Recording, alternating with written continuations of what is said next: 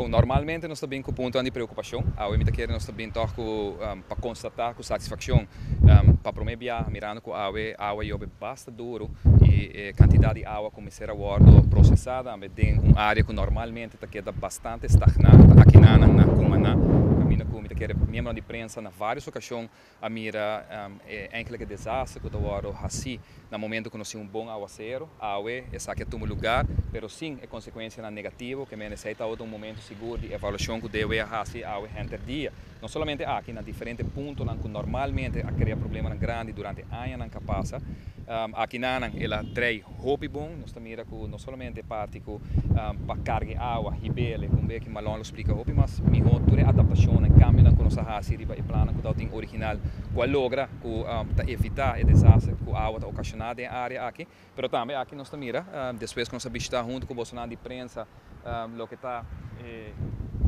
passamento, tem caso aqui, overpass, banda de Codemsa, que está dia 2, tem caso aqui, água casualmente, mas como depois de Deus também se manca, na luta, desde asfaltando, isso rato, mas aqui também praticamente o trabalho está avançando, roupa rápido, me agradeci também Deus, o time de Deus, roupa pressão poni durante o último luna aqui para nós lograr a meta final, naturalmente, para que outubro venidero por abrir e caminho para estar acessível e para lograr na final de ano, dezembro,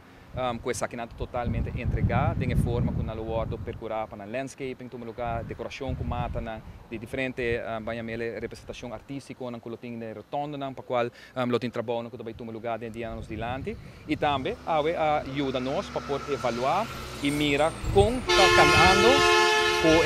Naturalmente, que nota aqui na Codemsa, na Bani Tanquilander, está conhecido, Bani Cascazuela, está caminho que está conhecido também, que a água está para, que Deus ele explica também, nós podemos mirar que a água para, roupa menos, mas aqui tem motivo que ainda tem algum trabalho de infraestrutura, de tuberia, como se agora passar, para motivo de casa e banda, também está caminhando com nossa raça, em comunidade que está tendo acesso para casa, nós permitir para ter acesso, que a raça caminha para pôr tuberia, e nós está quase seguro, mirando o resultado, a água que não vai ter problema aqui tampouco, com água mais no futuro e para bom, naturalmente banda de liaisons, banda de Sun Plaza, que a abre verdade retorna, mas tem roupa e trabalho ainda para tomar lugar